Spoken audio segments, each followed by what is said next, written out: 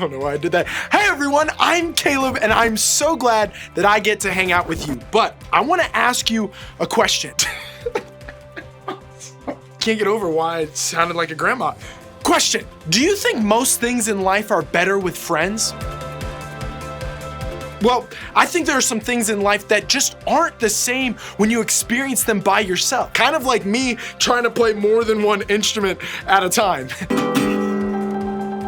Let's be honest, I think you'd agree that having more band members would have made my job a lot easier and a lot more fun. Some things are just better with others. Have you tried FaceTiming alone? Pretty weird. How about a duet on TikTok with nobody on the other half of the screen? Pretty weird. Playing football by yourself? Simply impossible to do alone. Listen, we all know that some things just can't be done alone. But here's what I think is interesting. Even though we know it, we don't always live like it's true. For one reason or another, so many of us go through life alone. You've probably heard people at school or online talk about the problem of loneliness in our world today. Maybe you've even experienced your fair share of loneliness, or you're currently experiencing loneliness right now. If you have, then you know it's a very real thing. In fact, according to a recent study, as many as 3 out of every 5 people you see on a daily basis say they're lonely. When you hear that 3 out of 5 people suffer from loneliness, it's hard to imagine how big that number actually is. If you were in a football or soccer stadium, that number would look like this. That's a lot of people. And that means that a lot of us feel like we're walking through life alone. We're trying to get through all the stressful events, difficult circumstances, and hard days by ourselves. And if we're honest, I think most of us would say that's really tough. See, in the lonely world that we live in today, we've believed this idea that we have to do it all on our own. I think that's why so many of us pull away when life gets tough. When hard things happen, we feel like we have to figure them out on our own. So we pull away from people who might be able to help us just to prove we can do it alone. Because if we can't, well, then we're afraid it shows the world that we just don't have what it takes. Or maybe we hold things back from other people. We start hiding the stuff that's hard or difficult in our lives from the people closest to us. We don't open up to our group or our friends or our parents. We choose to keep the really tough stuff to ourselves. We think we have to figure out how to get through those thoughts, those experiences, or those stressful things all by ourselves, so we don't let anyone in to help. Maybe for some of us, we think we have to do life all by myself. We've been taught that the toughest, strongest, best people are the people who handle it all on their own. They're all me kind of people. And if we've been led to believe that's the best way to live, then of course we think we have to do it alone. We have to solve our own problems. We have to make it without the help of others. We have to rely on only one person. Ourselves. That all sounds really tough and really lonely, huh? Well, this is exactly where I think resilience comes in. Remember, resilience is our ability to bounce back and grow stronger after we have struggled, failed, or faced hard stuff in our life. It gives us a way to go through the ups and downs in life knowing we'll be stronger because of it. Think of it like this bouncy ball. When you throw it on the ground, it comes right back up and it keeps going. It doesn't just stop once it's thrown. It bounces back over and over and over and over and over and over and over again. That's what resilience looks like. It looks like a bouncing back after a setback. Ooh, that rock. You heard the bars? But developing that kind of resilience in your life doesn't happen overnight. Resilience is kind of like a muscle that you build. You have to keep going, keep trying, keep showing up rather than giving up in the face of hard things. And you know what? Doing that is something we need a little or a lot of help with from time to time. So, what if the best way to become stronger, healthier, and more positive as you go through life is not by pushing through everything on your own? What if building resilience is one of those things that's actually better with others? Today, we're actually going to talk about a guy whose entire life changed because of Jesus. His name was Paul, and he was one of the most famous and influential Christians to ever live. He started many of the first Christian churches and helped develop other leaders to continue sharing Jesus' message with the world. Pretty cool, right?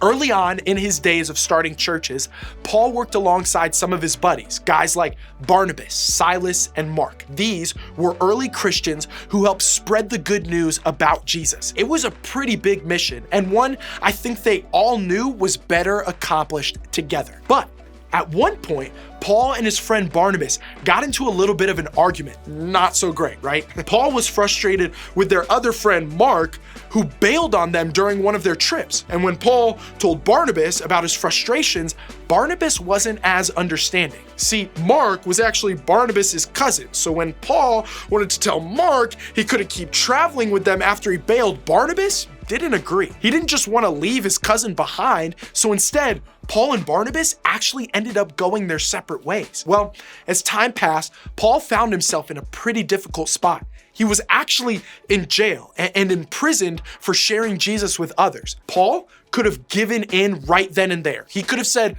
"Oh well, I guess it's time for me to give up. I was doing it on my own, but now I'm here, so I guess the work just has to end." But thank goodness for us, that's not what Paul did at all. He actually wrote a letter to one of his friends named Timothy. And in that letter, there's one small sentence that tells us what Paul did instead. Take a look. "Get Mark and bring him with you, because he is helpful to me in my ministry." I know it's simple, but don't miss this. Later in life, Paul realized how important it was to have the help of other people. He knew he couldn't do it on his own, so he asked for Mark, the very guy he refused to bring with him years before, the guy who bailed, the guy he didn't think would be all that helpful anymore. It seems like Paul came to realize, whether through his circumstances or through Mark's own actions, that we need the help of other people. It's how we grow.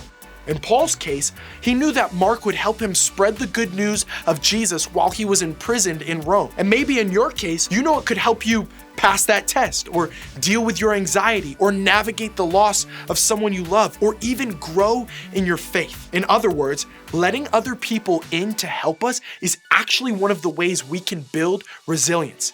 That's why I want you to remember this: never give up on others. No matter what we've been taught by our experience, no matter if we've grown up thinking life is supposed to be all about me, no matter how many times we've thought that it's only up to us to get through tough times in life, if we want to keep going, keep growing, keep developing resilience, we need to never give up on others. Now, before I go any further, let me say that I know there are circumstances where we need to put distance between ourselves and someone else for our own health or safety. In a way, it might feel like we're giving up on that person, but really, we're creating a boundary and doing what's healthy for ourselves. That might mean that person is still in your life in some way, but it also might mean that they're not. This kind of situation is not what I'm talking about when I say never give up on others. If you're in that situation, I'm sorry. I know that creating boundaries can be really hard to do. The good news is that while that person may not be a healthy influence on your life, someone else can be for you. Just because one person hurt or let you down doesn't mean that everyone will. Time out. I'm gonna say it again because I like doing that. Just because one person hurt you or let you down doesn't mean that everyone will. So, if we want to build resilience, one way we can do that is with others. I know this seems weird after so many of us have grown up feeling alone or believing that life was ours to figure out all on our own. But deep down, I think we all know that we need other people to help us grow, because other people help us stay positive. When life gets tough, sometimes there's nothing better than a friend who will remind us of all the good that remains around us. Their positivity helps us keep going when we want to give up. And the opposite is true too. We help our friends stay positive when they want to give up. Friendships help us become more resilient. Then, other people provide the support we need. Sometimes we all just need someone to lean on. We all need somebody to lean. You may not know about that song. Look it up later. It's a good one. Sometimes we all just need someone to lean on. We need someone to laugh with or cry with or just talk to. You know this because your friends need this from you sometimes too. Part of building resilience is becoming more emotionally and mentally healthy. When we have people around us to support us through the ups and downs of life, they might encourage us to process our emotions in healthy ways or even to get professional help from a counselor. All of this leads to a healthier and more resilient version of ourselves. This is why we should never give up on others, because one of the best ways to build resilience is with others by your side. So, what can we begin to do now to start allowing others to help us with this? Here are a few questions to get you started. First, what is happening? Like, what's happening? Maybe you're beginning to realize just how much you keep from other people. Or maybe you're noticing that you don't have someone you're comfortable opening up to. So take the time to recognize what's really happening when it comes to your relationships. Do you feel lonely? Have you been pulling away because you're going through something? Start by getting real about where you currently are when it comes to letting other people in. Then ask, what is true no matter what? Look, so many messages around you will tell you that you can figure out life alone. Please don't listen.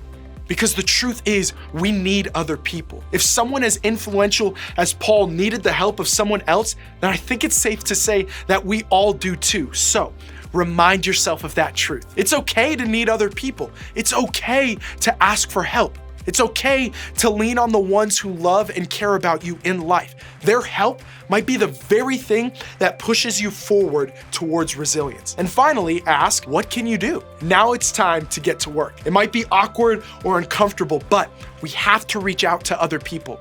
We have to take a step toward letting others in. Maybe it's a trusted friend or your group leader or a parent. Start by sharing what ups or downs you're facing in life. Then ask for their perspective on what you can learn, how you can grow, or what you can do to keep going, even when you want to give up. Remember, never give up on others. Because having other people to support you and walk with you can make such a difference in your life. It can help you be more resilient, not just today, but in the future. That's why I think God gives us other people to help us along the way. In fact, that's exactly why we have groups at church. They're a safe space for you to share your own ups and downs with a group of people who want to help you face them with resilience. Please, give it a shot.